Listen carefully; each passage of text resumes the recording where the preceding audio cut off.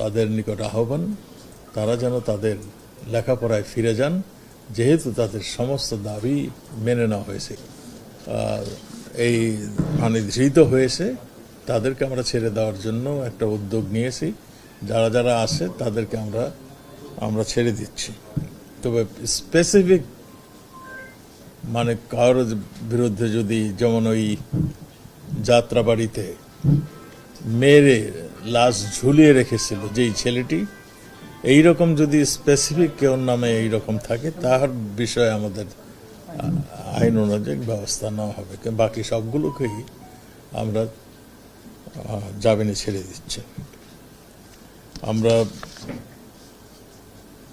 আমরা দেখেছি, আমরা সব আমার দাবি, কোটা আন্দোলনকারীর সব দাবি আমরা মেনে নিয়েছি।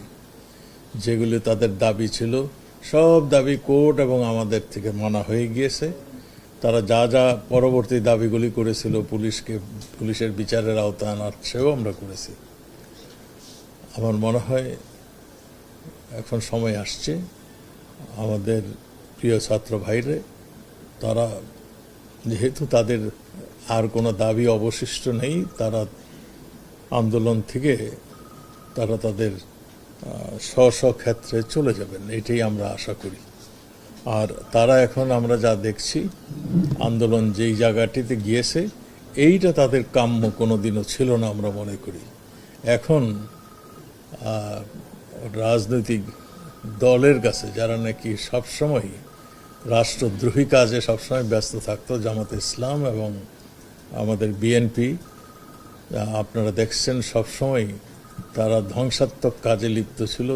দেশকে কেমনে একটা বিপর্যয় ঘটাতে পারে, দেশকে একটা অকার্যকর দেশে পরিণত করার জন্য তারা শুরুর থেকেই চেষ্টা করছিল।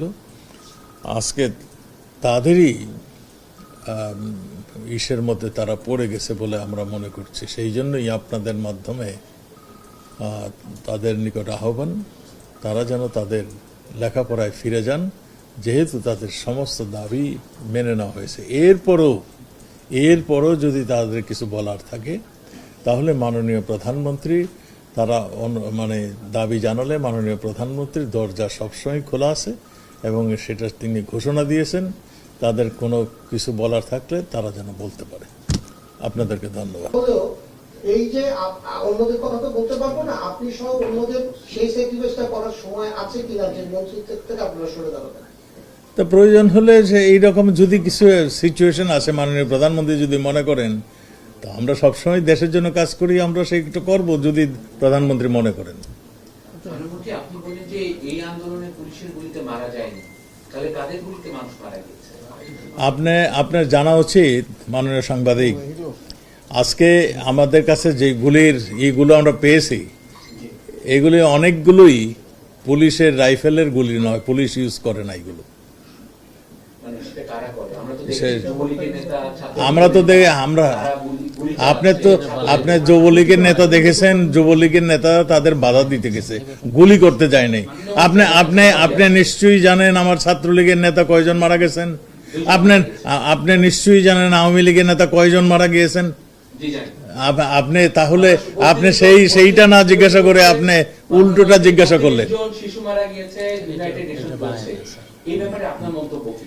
আপনার পাশে আইটিপি আছেন, উনি 32 জন শিশু না শুনেন শিশুর ডেফিনেশনটা বোধহয় আপনি সঠিকভাবে ব্যাখ্যায়িত করছেন না। না শিশুর মানে একটা সংজ্ঞা আছে, শিশু কাকে বলে। শিশু 18 বছরের কিশোর বলে, শিশু বলে না। আর 18 বছরে আমার মনে হয় সে যৌবন প্রাপ্ত হয়ে যায়, সে তখন আর কিশোরও থাকে না, সে একটা যুবক আমাদের মতে। কিন্তু এটা একটা মানে যেহেতু একটা বয়সের একটা বার রয়েছে, সেই জন্য তাকে এখন কিশোর বলা হয়। 16 মানে কোনো শিশু এখানে মারা যায়নি। শিশু বলতে আমরা যেগুলি বুঝি, সেই কোনো শিশু মারা যায়নি। এখানে হয়তো 2-1 কিশোর মারা গিয়েছেন। আপনারা জানেন এই আন্দোলনের সময় ঢাল হিসাবে নিয়ে আসছিল, তারা সামনে ছিল, পিছনে ছিল আসল মানে যাদের এই যে চেহারাটা, তাদের মানে শিশুদের আড়ালে, যে আপনার শিশুদের আড়ালেই তারা ছিল। কাজেই এই পিছনের শক্তিটাই রুখতে এই ঘটনাগুলি ঘটেছে।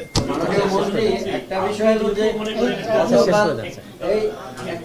গতকাল আজকে যে কর্মসূচি দেওয়া হয়েছে অসহযোগ আন্দোলনের, সেখানে আপনাদের কি প্রস্তুতি আছে এই অসহযোগ আন্দোলন নস্যাৎ করার জন্য? আমরা নস্যাৎ করতে চাই না তো। আন্দোলন যদি দেশের জনগণ আন্দোলনে যুক্ত হয় হবে, সেগুলো আমরা নস্যাৎ করতে চাই না। সেক্ষেত্রে কি তারা কোনো ধরনের আক্রমণের শিকার হবে না নিশ্চিত? কোনো দল থেকে এখন কে আপনাকে যদি মারে আপনি মার দিবেন না? আপনি কি বসে থাকবেন? আপনাকে যদি কেউ আপনাকে যদি কেউ আইন শৃঙ্খলা বাহিনীর জীবন রক্ষা করার দায়িত্ব, সেলফ ডিফেন্সের দায়িত্ব কিন্তু অধিকার তাকে দেওয়া আছে, আপনারও অধিকার দেওয়া হয়েছে। আপনাকে যদি কেউ অ্যাটাক করে, আপনার প্রাণ রক্ষার্থে, আপনার সম্পদ রক্ষার্থে আপনি সেলফ ডিফেন্সে যেতে পারেন, এটার আইনগত অধিকার। এটা আমার মনে হয় এই আপনারা অন্য লাইনের কথা শুরু করে দিয়েছেন। না, আপনি কিন্তু সবসময় এই ধরনের সুন্দর সুন্দর কথা বলে বিভ্রান্ত করেছেন।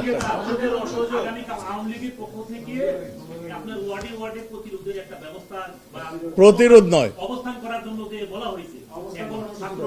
আমি আপনাদেরকে বলি, আমি এটা স্পষ্ট করে বলে দিই, আমাদের শোকের মাস চলছে।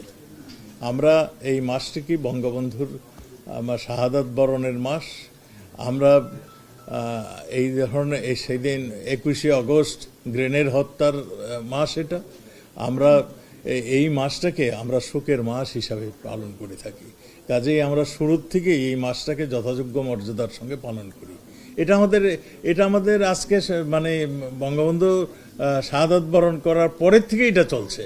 কাজে এইটা বিশেষ করে এই নতুন করে এখানে কোনো এখানে হয় নাই। এখানে মাইক বাজবে, এখানে এসে সবাই একটু আলোচনা করবে, মানে তবারুক বিতরণ করবে, এটা প্রচলিত নিয়ম হয়ে দাঁড়িয়েছে। কাজে এই মাসের জন্য কোনো স্পেশাল, কোনো দিনের জন্য স্পেশাল কিছু হচ্ছে না। এইটাই শেষ। ছাত্ররা অনেকগুলো দাবি করেছেন, তার মধ্যে বিশ্ববিদ্যালয়ের ভিসির পদত্যাগ আছে। আইন শৃঙ্খলা বাহিনীর আপনারা শুধু রংপুরের 2 জন কর্মকর্তা বা সদস্যকে করেছেন, তারা প্রত্যেকটা জায়গায় যে হত্যাকাণ্ড হয়েছে এভাবে পুলিশদের বা এই কর্মকর্তাদের মানে বরখাস্ত চেয়েছেন। আরো অনেকগুলো দাবি আছে। আপনি কি মনে করেন যে বাদ বাকি কর্মকর্তাদেরও এভাবে তারা পদত্যাগ করবে কিংবা তাদের বরখাস্ত করা হবে? আরেকটা বিষয় যে বাংলাদেশের সংবিধান অনুসারে আপনি বলেন শিশু মারা যায় নাই, তাহলে শিশুর মানে ডেফিনিশনটা কি?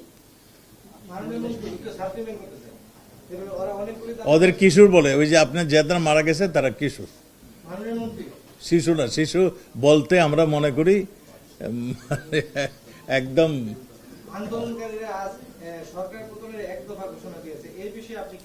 না, আমি সেই জন্যই তো বলছি যে আন্দোলনকারীরা সেই কোটা আন্দোলনে নেই, ছাত্রদের আন্দোলনে নেই, এখন রাজনৈতিক আন্দোলনে চলে গিয়েছে।